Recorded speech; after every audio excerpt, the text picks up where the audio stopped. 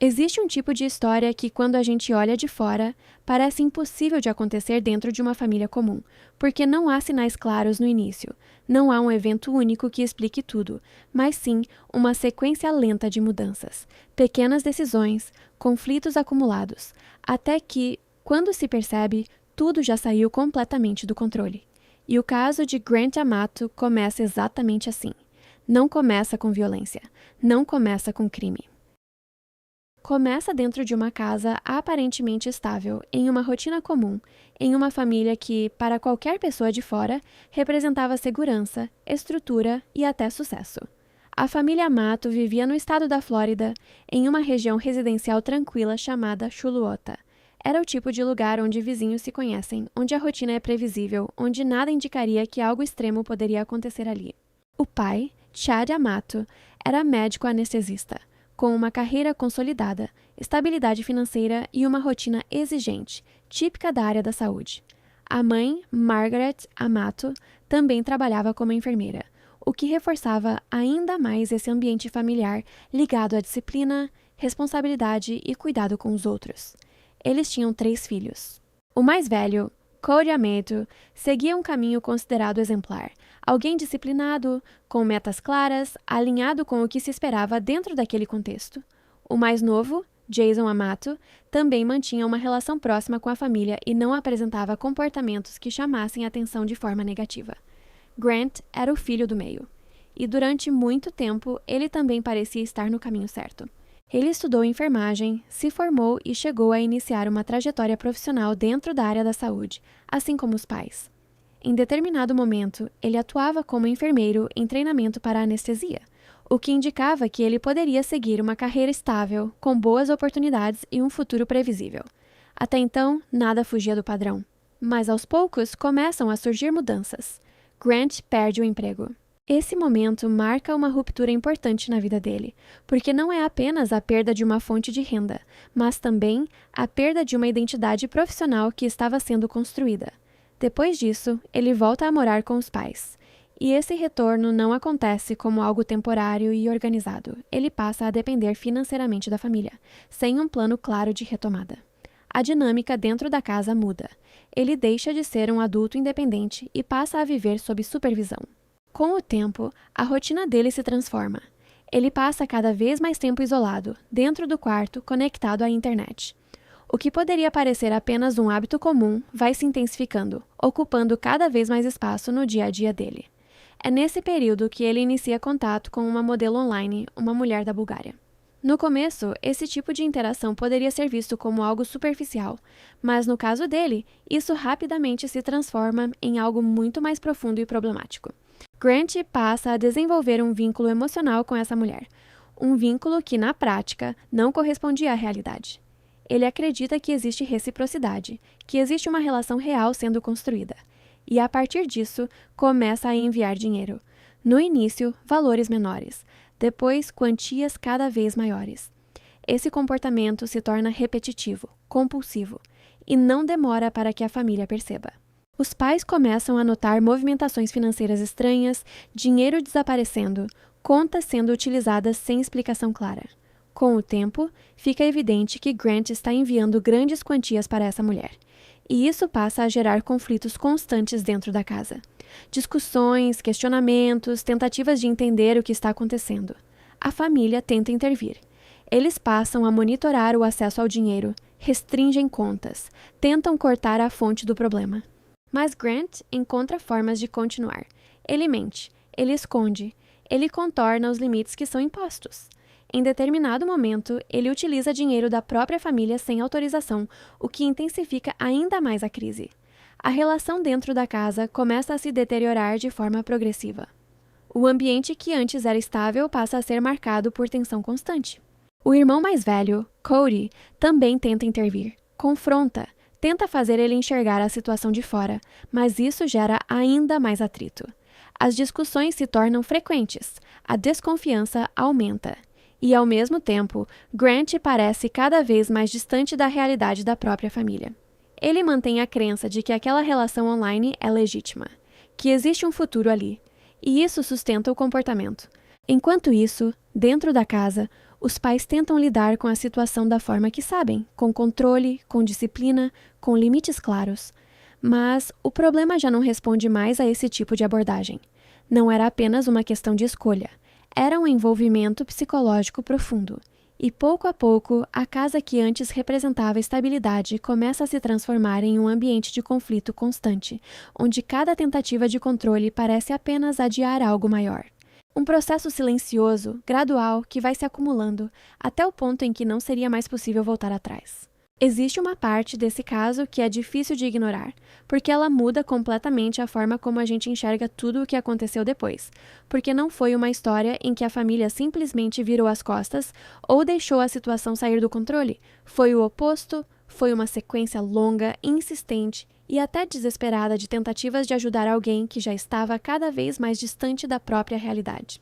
E quando a gente olha com atenção para a trajetória de Grant Amato, fica claro que a família tentou de praticamente todas as formas possíveis. Desde o início, quando o comportamento dele começou a mudar, os pais não trataram aquilo como rebeldia simples. Eles perceberam que havia algo mais profundo acontecendo. Mesmo depois de descobrirem que ele estava gastando quantias absurdas de dinheiro, a primeira reação não foi expulsar ele de casa ou denunciar, foi tentar proteger. Mesmo sabendo que ele estava pegando dinheiro sem autorização, inclusive abrindo linhas de crédito no nome da própria família e usando cartões de outras pessoas, os pais optaram por não envolver a polícia naquele momento. O pai chegou a permitir que um processo de crédito no próprio nome continuasse, mesmo sabendo que havia fraude, simplesmente porque não queria que o filho fosse preso. E isso já mostra o nível de proteção. Não era apenas ajuda. Era uma tentativa de evitar que ele destruísse completamente a própria vida. Ao mesmo tempo, a família começa a intervir diretamente. Uma das primeiras tentativas mais concretas foi afastar Grant do ambiente onde ele estava preso naquele ciclo. Depois de conflitos dentro de casa, ele vai passar um período na casa da tia. A ideia era simples: mudar o cenário, tirar ele do acesso constante ao computador, dar um espaço para reorganizar a vida. Mas mesmo ali, longe dos pais, o comportamento continua. Durante o período em que estava na casa da tia, ele usa o cartão dela sem autorização para continuar enviando dinheiro para a modelo.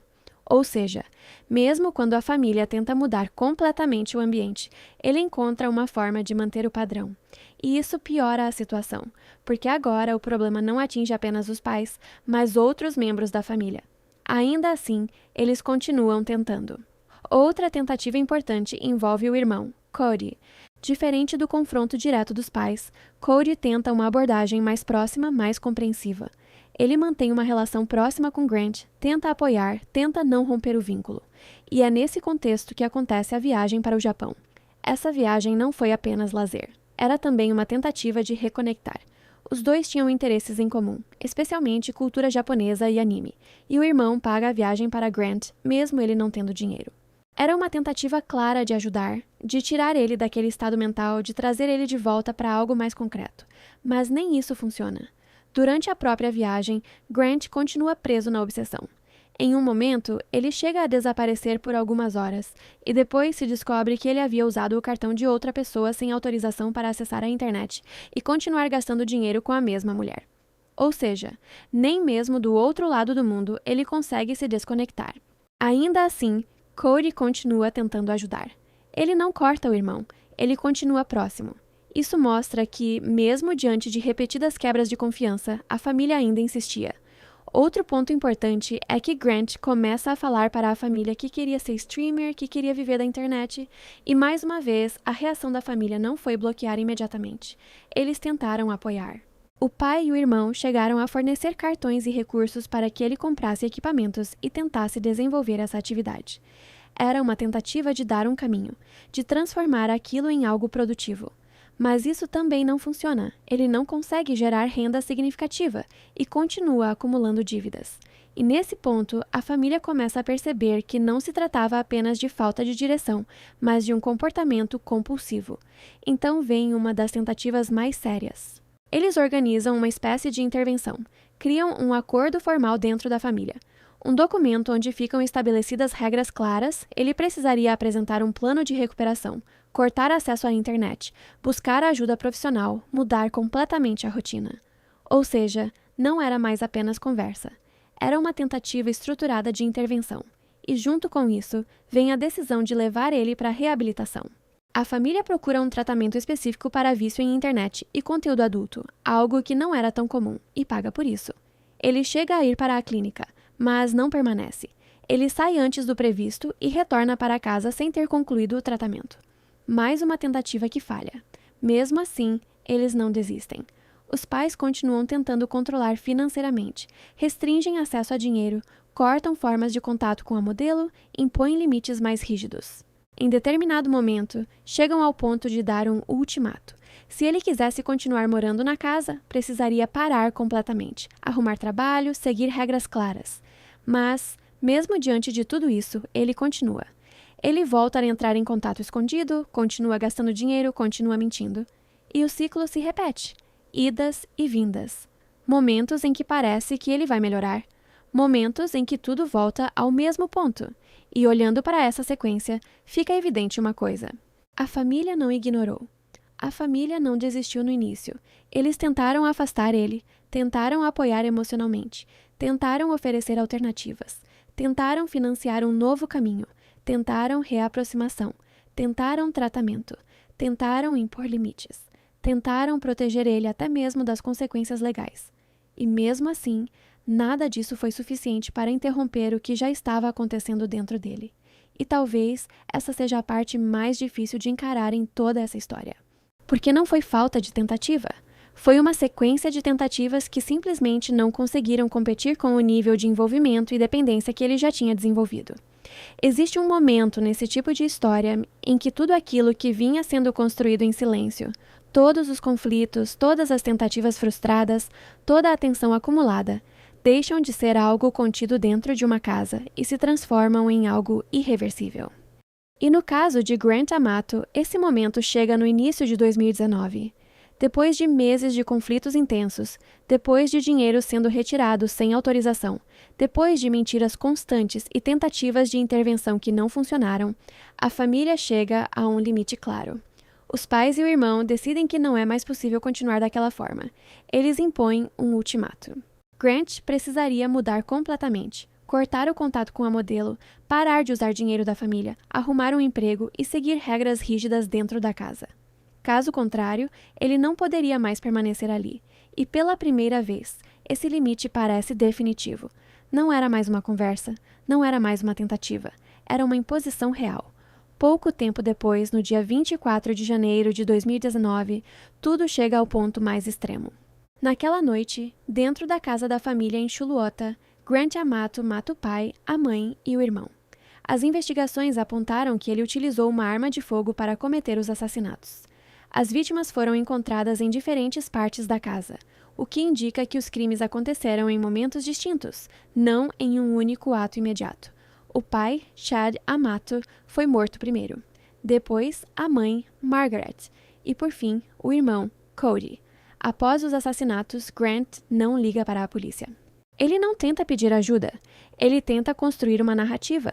Ele utiliza o celular do irmão para enviar mensagens, como se Cody ainda estivesse vivo, tentando criar a impressão de que tudo estava normal. Em paralelo, acessa o computador, continua suas atividades online e mantém contato com a modelo, como se nada tivesse acontecido.